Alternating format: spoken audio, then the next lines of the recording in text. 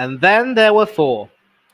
Although there hasn't been too much coverage of the Asian Cup over in the UK, this tournament has provided us with many thrills, many spills, a lot of chills, huge drama, ecstasy, agony, all in one. And I think it's fair to say that, people are going to think twice before they give this tournament a miss. Never, ever will you ever want to miss out on the action from this tournament. We are, of course, going to have a huge review of the knockout stage games and then get to a preview of the semi-finals, which should certainly be interesting indeed and certainly engrossing.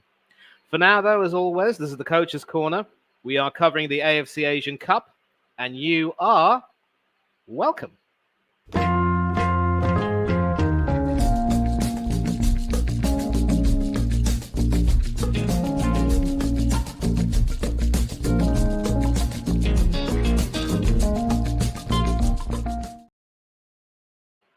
Yes, people, as always, welcome to the chat.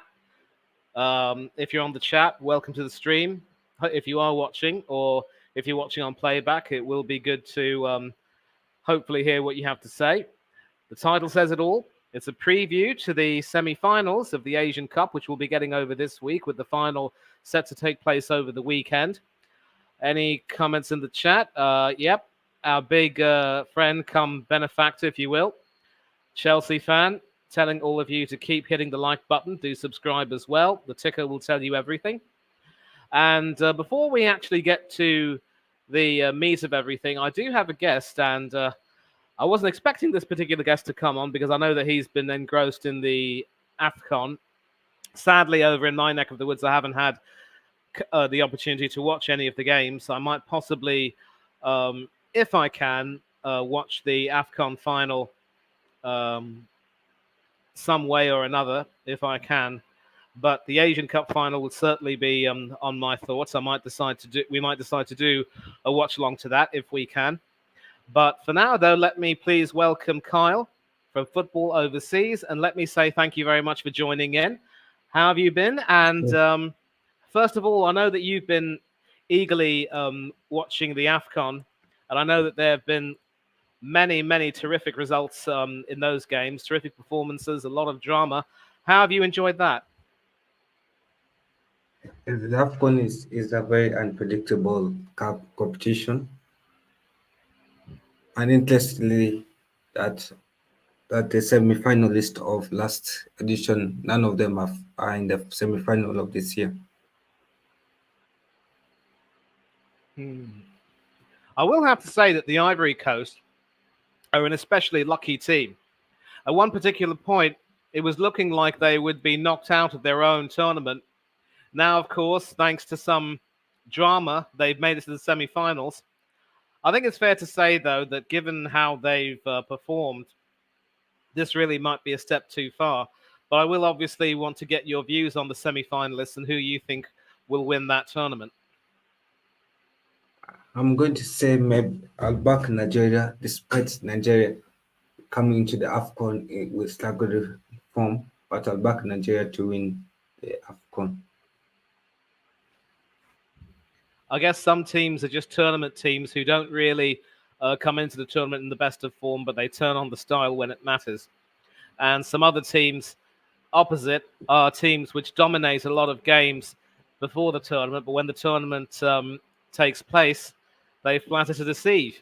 Egypt being one of them, perhaps. Yeah. Well, I'm sure that Hanno will be organising some watch-alongs for possibly the semi-finals and definitely the final on a Sunday. Hopefully, you'll be able to watch that. And of course, with the Asian Cup final being on a Saturday, there should be some room for that, especially since neither Arsenal nor Chelsea will be playing that day.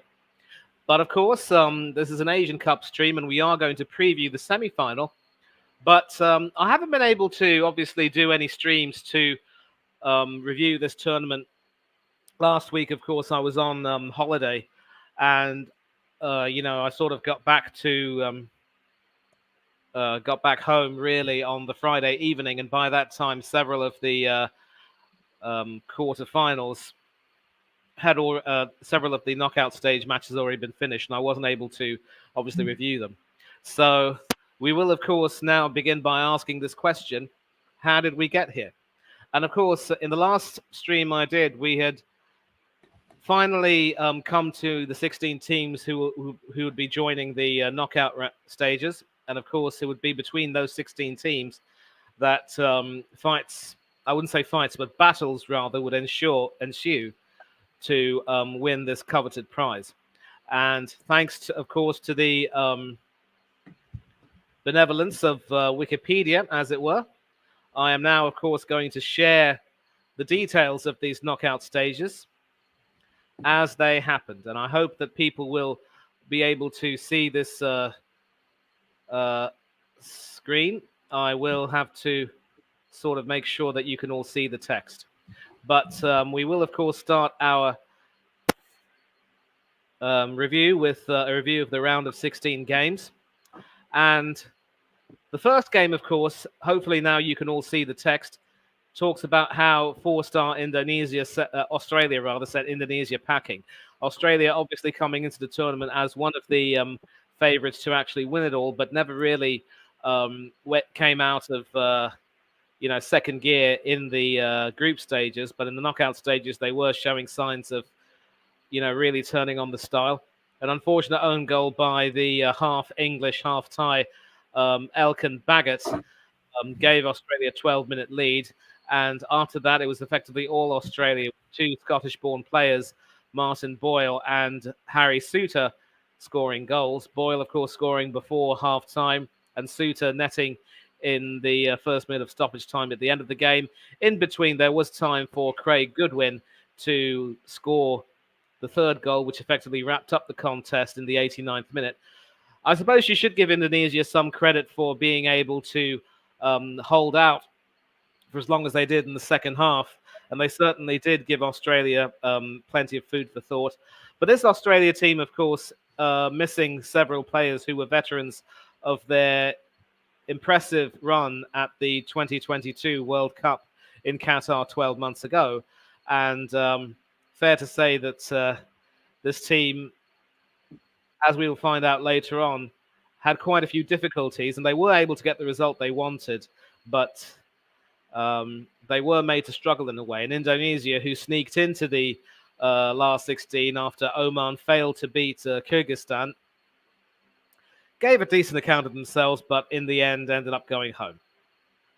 And I think it's fair to say that that was, of course, an expected result, but this one definitely wasn't. Now, when the UAE scored that breathlessly late consolation goal in their defeat to Iran to secure second spot in their group, they would have been licking their lips at the prospect of a quarter-final, given that they were coming up against the Tajikistan side, which had overachieved by qualifying as group runners-up in their group, which, of course, included Qatar, among other teams. It was China and Lebanon that failed to qualify. However, Tajikistan ended up shocking their much heralded Arab opponents by taking the lead through Vadat Hananov on 30 minutes. And it looked as though the UAE would be going out in normal time, only for Khalifa Al-Hamadi to equalize in the 5th minute of stoppage time at the end of the game. And with neither team able to break the deadlock, it went to the lottery of penalties. And with Kaya Kanedo missing his spot kick and Tajikistan converting theirs magnificently, it ended up becoming an absolute shock as Paolo Bento's men exited the tournament. Now, does this mean bye-bye Bento? Well, I suppose he might get another chance with the UAE to try and ensure that they qualify for the upcoming 2026 World Cup to be held in the American continent, basically North and Central America, given that the USA, Canada, and Mexico have all agreed to share hosting duties. But given that the UAE was semi-finalists in the previous edition of the tournament, which they hosted, this was in every way a disappointment. And Bento will now have to really make sure he really whips the team back into shape and helps them shake off this unfortunate loss. Now, in another shock of the tournament, the mighty Iraq, who, of course, were former champions and expected to go through, having qualified from their group with flying colours. In fact, one of their players, I do apologise for this, one of their players, in fact, Ayman Hussein, is still the leading goal scorer in the tournament with 6 goals. But it was effectively a game which really got turned on its head in stoppage time at the end of the game. Now, Yazan Al Naimat, of course, gave Jordan a shock lead in stoppage time at the end of the first half, and Iraq went into half-time 1-0 down. Iraq, of course, did show their might by equalising through Saad Natik Naji on the 68th minute, and then the top scorer Ayman Hussein did score on the 76th minute, and it did look as though Iraq were home and dry, while Jordan were destined to say bye-bye. But in a crazy stoppage time period, Jordan secured an equaliser in the 5th minute of stoppage time through Yazan Abu al-Arab.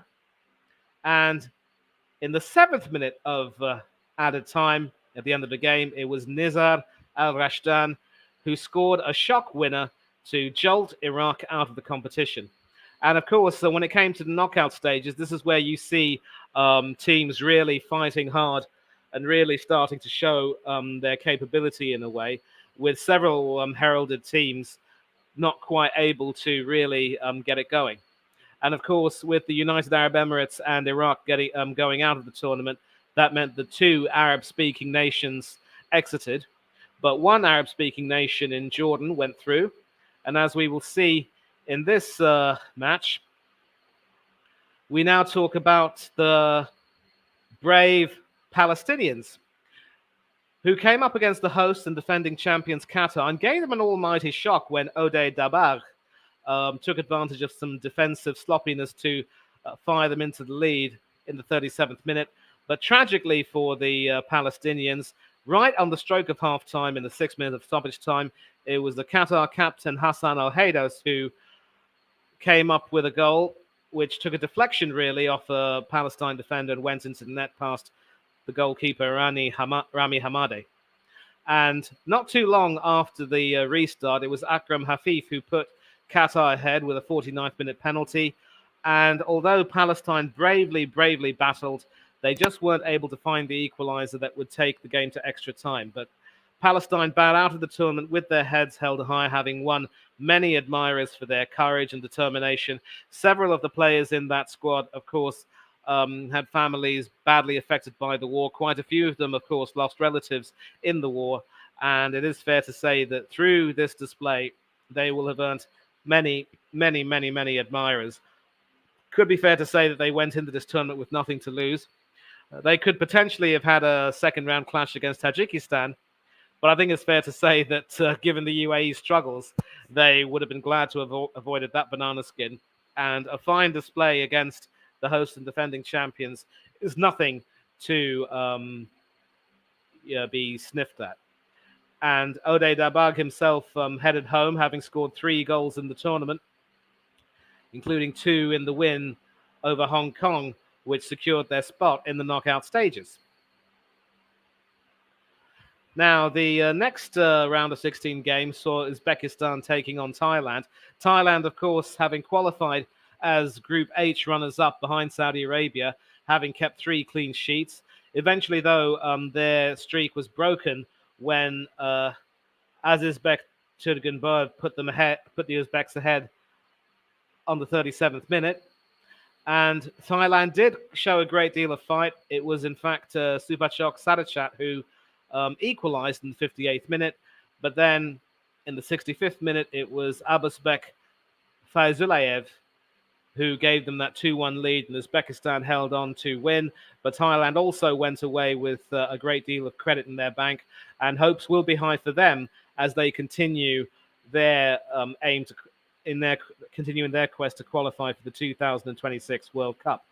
Uzbekistan, of course, with the bigger Asian Cup heritage, just missing out. I mean, going on to the quarterfinals, of course, And then in another really gripping match, Saudi Arabia, of course, were just seconds away from a shock win over South Korea and a date with destiny in the quarterfinals, only for Gui Sung Cho to score in the 9th minute of stoppage time at the end of the game, cancelling out Abdullah Radif's goal, which was at the beginning of the second half. And then the game, of course, went to penalties. And despite the efforts of Mohamed Kano and Saud Abdul Hamid, two subsequent misses ended up condemning Saudi Arabia to a 4-2 defeat on penalties. South Korea's penalties were so perfect, and it was Wolverhampton forward Hee Chan-hwang who scored the winning penalty that effectively sent the South Koreans through. And it has to be said that South Korea, as we will find out, are an exceptionally lucky side under Jurgen Klinsmann, who tactically may not be the best, but if you throw Jurgen Klinsmann into the river, he will come out with a trout in his mouth. The last two quarterfinals saw the Samurai Blue of Japan completely batter Bahrain into oblivion, Japanese players scoring all the goals, including Ayase Ueda, who has been leading the goal-scoring charts for Japan, but somehow managed to put through his own net to give Bahrain something to take away from that game. But Ritsu Duan, Sakafusa Kubo, and Ueda, this time putting it in the right net for a change, giving Japan a 3-1 win and sending them through to the quarterfinals.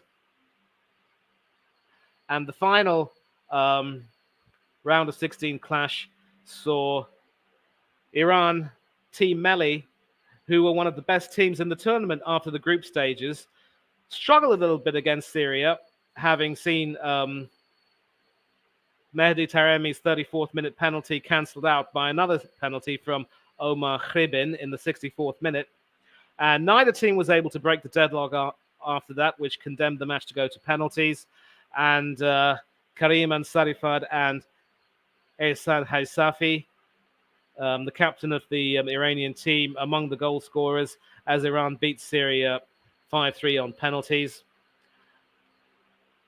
And so that pretty much completed the round of 16 stage. Now, Kyle, you probably, I don't know if you, obviously you never really got to see any of these games, but when you take a look at this result, we had 3 penalty shootouts and several instances where stoppage time goals either extended or decided games.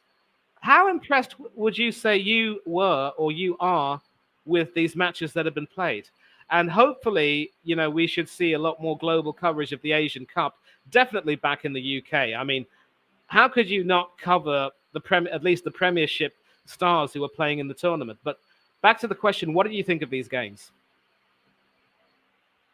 First of all, I'm surprised to see a team like, is it the Tajikistan, yeah, yes. making it to the quarterfinal of the Asia Cup. That's a surprise. And also another team like Uku. Is that Uzbekistan. Yeah. Making it to the quarterfinal of the Asia Cup. I didn't expect that to happen. I thought actually Saudi Arabia will be in the quarterfinals. Because I noticed Saudi Arabia is a good Asia country with good football. So since in the World Cup, they were the only team to beat Messi's Argentina's team in the World Cup. Mm-hmm. Yeah. And also I can say like high scoring games like South Korea versus Malaysia, Iraq versus Vietnam, Palestine beating Hong Kong. Yes, so I feel like the Asia Cup is more high scoring than the AFCON. Yeah, certainly plenty of goals, as we will continue to see. A lot of stoppage time goals, as I mentioned, and it's fair to say that some of these teams ended up having easier paths. Saudi Arabia against South Korea was always going to be a difficult game for the Saudis because they were, of course, missing several of the players who were stars, veterans of that amazing World Cup run. But, they still had their chance to go through, and South Korea ended up pinching it from them, not only through a very, very late equalizer, but also through penalties. So you can see that there's a great deal of drama involved, perhaps more drama here than maybe in the AFCON, although the AFCON also has seen several amazing, several amazing results. But obviously, once you get past these shocks in the round of 16, you should expect, in theory, that the quarterfinals would be a little bit more, mundane in comparison. Any more comments? Yeah, I think we do have some predictions for the semi-finals, but we will get to that later on. And so we now come to the quarterfinals, which, of course, took place over the days, some of them for which I was on holiday, so I couldn't really, cover them. And in the first quarterfinal, we saw Tajikistan's journey being ended through a tragic home goal. Hanno, who scored against the UAE in the round of 16, being the unfortunate person to put through his own net, sending Jordan through to the semi-finals. And definitely tragic because this was, of course, Tajikistan's first ever Asian Cup tournament, and they performed magnificently to beat Lebanon and also the UAE to make it to the quarterfinal stage. A perfect example of how, in this particular format, with 24 teams in 6 groups, and the top 2 teams from each group and 4 best third place teams, would ensure that there'd be a great deal of excitement in terms of trying to ensure that teams got the results needed to satisfy the permutations required. And so Tajikistan certainly playing above themselves. Sadly, they were robbed of a spot in the semi-finals, but they did their nation proud. And now, of course, we come to South Korea and Australia. Once again, despite Craig Goodwin putting them ahead in the first half, it was Hee Chan-Huang who scored the winning penalty in the shootout against Saudi Arabia, and it was he who, in fact, scored that breathlessly late stoppage time penalty, 6 minutes of stoppage time in the second half to equalise. And then in extra time, following a dismissal of an Australian defender, it was Tottenham Hotspur's captain Heung-min Son who scored a brilliant free kick past the former Arsenal goalkeeper Matt Ryan in the 104th minute, and that was enough to send South Korea through to the semi-finals at the expense of Graham Arnold's Australia. Australia, of course, who were former champions in 2015, have not quite been able to replicate their performance that year. In fact, this is now their second successive quarter-final defeat, and Graham Arnold's boys are going to have to lick their wounds and now focus once again on qualifying for 2026 and more contests beyond that. But once again, South Korea, just when you thought they were down and out, they find a way to come back in and they end up surprising you. And another stoppage time penalty, in this time going on to win the game. Ali Reza Jahanbakhsh, who was once upon a time of Brighton and Hove Albion, now playing in the Eredivisie for Feyenoord. He ended up scoring the winner in the 6th minute of stoppage time at the end of the game to break the hearts of the Samurai Blue, who had taken the lead in the 28th minute through Hidemasa Morita, who plays his club football in Portugal, only for Mohamed Mohebi to equalise in the 55th minute. And just when we thought the game was going into extra time, it was that stoppage time penalty which pretty much halted the Samurai Blue in their tracks. And just when we thought that the journey of the hosts and the defending champions would come to an end, they ended up finding a way to go through. Not impressive, really, against Uzbekistan. In fact, it was a Yusupov own goal that gave Qatar a very fortuitous lead in the 27th minute. But then Hamrobakov equalized for the Uzbeks, taking the game into extra time. And with neither side able to break the deadlock, it went to penalties. Meshal Barsham, the Qatar goalkeeper, proving to be the hero, saving 3 of the spot kicks, of course. Jalaluddin Masharipov, the unfortunate player who missed his kick. And with that, the hosts and defending champions, by the skin of their teeth, went through to the semi-finals. So here as well, plenty of excitement, plenty of drama, and we will, of course, discuss the semi-finalists, of course. But Tajikistan, Australia, Japan, Uzbekistan. You see here, Kyle, fine margins. You've got to feel some sympathy for those teams, right? Yeah. Yeah. Well, is there anything else you want to say?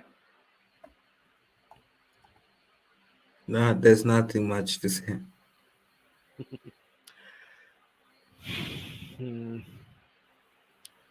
Well, obviously, you know, South Korea have proven that they are really a lucky team right now, or as we would say in the UK, a jammy team. Very heartbreaking for Tajikistan to lose to an own goal. A last-minute penalty ending Japan's hopes, and a penalty shootout doing for Uzbekistan. Again, this is why, Kyle, there is nothing like international football.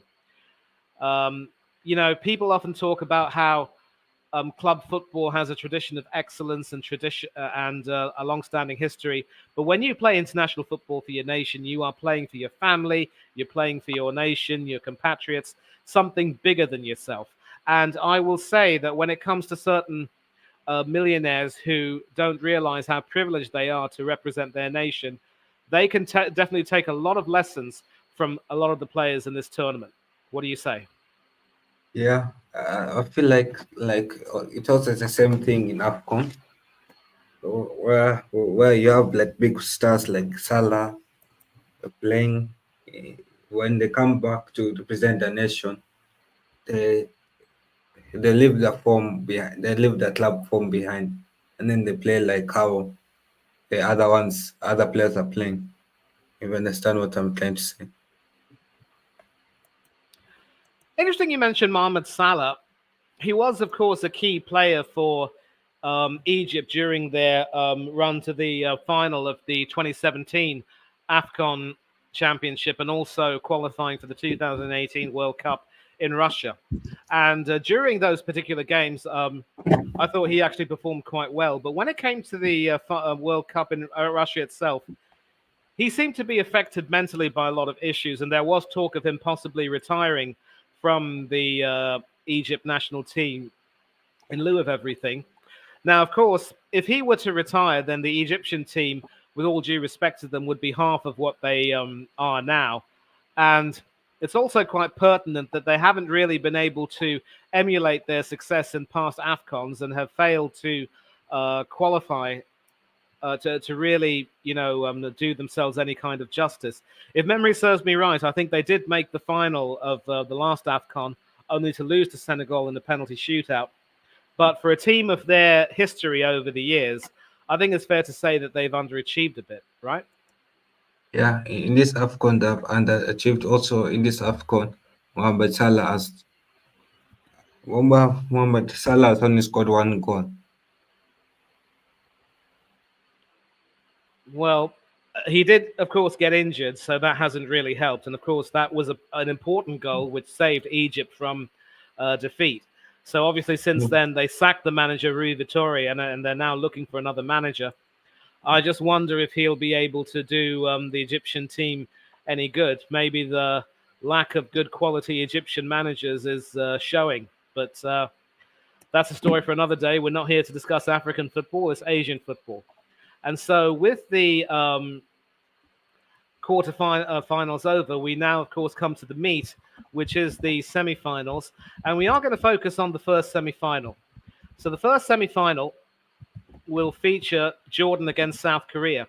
And this is a repeat of their Group E game, which they played, of course, with both teams scoring an own goal each. And South Korea also benefiting from a stoppage time own goal to secure a draw.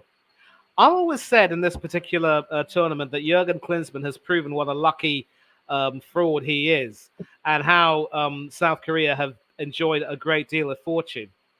Now, of course, Jordan had to depend on a Tajikistan own goal to get through to the semi-finals themselves, but I think it's fair to say that at least they've shown that they are more than up for the fight. I do believe that South Korea will end up winning, probably because they just have more in terms of experience and quality.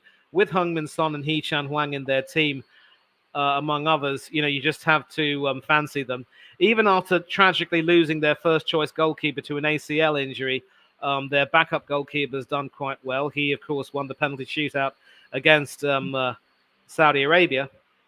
And in as much as I really don't like it when teams rely on really good pieces of fortune on a continuous basis to go far in a tournament, I just can't look beyond South Korea winning. And so Jordan will have to be content with a historic semi-final position in this particular tournament as one of two Arab-speaking nations. So Korea should probably win this one. I think it will be tight, but they should win by 2-1. I believe Chelsea fan has predicted the same scoreline. We've also got Arne in the chat. Aaron, big up to you. Maybe you can offer your predictions for both the semi-finals if you're still here, but thanks a lot for joining the chat. So South Korea to beat Jordan 2-1. That's what Chelsea fans says. That's what I say. Kyle, I want you to put on your thinking cap. Taking a look at the progress of these teams, which of these two teams from Jordan and South Korea do you think will have a better chance of going through? I'll say South Korea, and I'll say South Korea will beat Jordan 2-1. Okay, so that's 2-1 all around. Aaron, if you're still here, we'll be waiting for your prediction. Otherwise, if you can't give it, that's perfectly fine. And a reminder that this first semi-final will be taking place at the Ahmed bin Ali Stadium in Al Rayyan. The referee will be Mohammed Abdullah Hassan Mohammed from the UAE. And it will be taking place tomorrow at 6 p.m. local time, 3 p.m. in the UK, 8:30 p.m. in India, 11 p.m. in Malaysia, Singapore, and Hong Kong. And all the way in Australia, it will probably be 2 a.m. there. So clearly Australia's interest in the tournament has ended, so nobody needs to stay up too late to watch that game. And the second semi-final will see the hosts and defending champions coming up against the irrepressible Team Melli of Iran. Iran looking very impressive in the group stages and showing a great deal of character to come through, although they were given a tough fight by Japan and also had a penalty shootout against Syria. This match will be taking place at the Al Thamama Stadium in Doha on Wednesday, the 7th of February. Same time, 6 p.m. local, 3 p.m. UK, 8:30 India, 11 p.m. Malaysia, Singapore, and Hong Kong, and 2 a.m. in Sydney, Australia. But interestingly, although both of these teams qualified for the knockout stages as their respective group winners, I would say that Qatar have had not really a very impressive run in the knockout stages so far. And Iran have also have been made to fight hard. The thing is, though, that when it comes to Iran, obviously they are Asian powerhouses, even though they didn't enjoy a good World Cup themselves, having been pipped to qualification for the second round by the USA. And as for Qatar, I think maybe they're just starting to show a little bit of tiredness because Akram Afif, who, of course, was quite influential for them, certainly in the group stages, hasn't exactly clicked so far. They're still dependent on Hassan Al-Haydas and one or two others, and they still don't seem to be able to really work to... they still don't seem to be able to conjure up too much in terms of chances. As for Iran, they do have an all-star squad, plenty of talent to call off the bench in the form of Ansarifard and others. And for me, this is a game which I think Iran should win. I don't know if there'll be too many goals in this one, but I think Iran will have the ability to turn it on when it matters. I might just stick my neck out here and go for a 2-1 win for Iran, which means that the home crowd will be left disappointed that the defending champions and hosts will be eliminated at the semi-final stage. And if we can go to the comments, I do believe that Chelsea fan has predicted that Iran will win 1-0. Kyle, Iran or Qatar? What say you? I'm going to say Iran is going to beat Qatar 2-1. Yeah. Good call. Iran are sort of a team which really does well in these Asian competitions, but when it comes to actual World Cups, even when they qualify, they don't do too well in the group stages. And they've struggled a great deal when it comes to making the knockout rounds in these tournaments. But this is, of course, a game where they will be expected to have far too much for the hosts and the defending champions. And with these predictions, this will, of course, mean that when we talk about the final, that's going to be played on Saturday, the 10th of February. 3 p.m. UK, 6 p.m. local time, 8:30 p.m. India, 11 p.m. Malaysia, Singapore, and Hong Kong, and 2 a.m. Sydney, Australia. So Iran against South Korea will certainly be a mouth-watering classic. Two Asian giants, of course. Several players who have played in the Premiership or are still playing. And I might even go so far to say that Iran look like the team that could end up winning everything, because South Korea have pretty much been winging it, it must be said. But again, with tournament football, you just never ever know, and it can never be over until it's over. And as long as South Korea have Heung-min Son, anything can happen. But I have to stick my neck out and go for Iran to win 2-1. I don't know if anyone in the comments will be brave enough to predict a possible result. If it is an Iran-South Korea final, Iran should win. I'm sure Chelsea fan might agree. But Kyle, if Iran and South Korea were to make the final, who do you think will win? I'll say South Korea. Ooh. Why would you say that? South Korea has been on good form, and I feel it will be a close match, and with Sun scoring a winner of 1-0. So you think that they will somehow find a way? Yeah.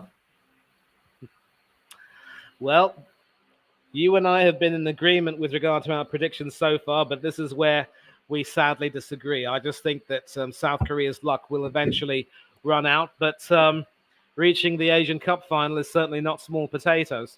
And Klinsmann has always been a very fortunate manager. I believe he did win the Gold Cup with the USA. And it's fair to say, though, that his success at national level with his teams have been in spite of him, not really because of him. But with that, of course, we will come to the end of this particular stream. And I want to say thank you to Kyle and thank you to everyone in the chat for, being a part of this. And before, of course, we end this stream, as always, I give you the opportunity to shout yourself out. Do please tell us a bit more about yourself, if possible, where we can keep in touch with you, and what you've got coming up on your own channel. You're mute, Kyle. I can't hear you. Sorry. Oh, you can subscribe to my YouTube channel at Football Overseas. I can put the link down below. You subscribe to Football Overseas. I don't know if you can, but when we put this on playback, we will add the link in the description. Don't worry. Yeah. So subscribe to Football Overseas. The next stream I have is on Friday. That's for the Champions League out of 16 Europa League knockouts playoffs. That's leg 1, and Conference League leg 1. That's on Friday. Yeah. And also you subscribe to Hanno, Coach Connor. And also you can catch me at Football Overseas. You can catch me on Instagram at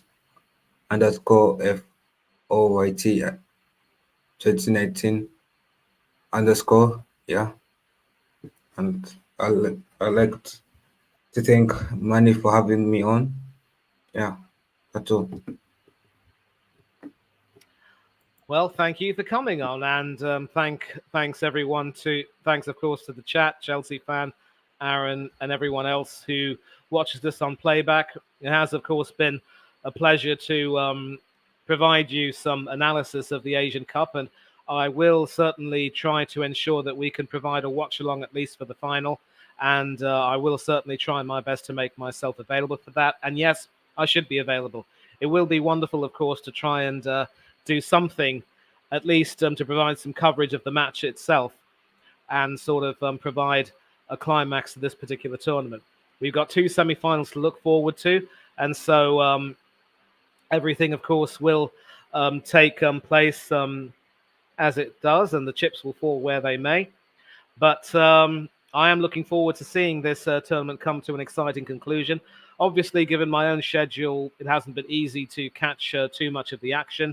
But certainly with the tournament about to come to a close, there is no way that we can end this coverage without trying to provide a watch-along, at least for the final. But I will certainly be looking at this with interest, as I'm sure will several of you. Thank you once again, Kyle. Thank you to everyone in the chat, and thank you to all who have watched tonight. I hope you all take care of yourselves and enjoy the rest of your week. Enjoy the sporting action to come. FA Cup replays to be coming tomorrow and the day after. Premiership football over the weekend.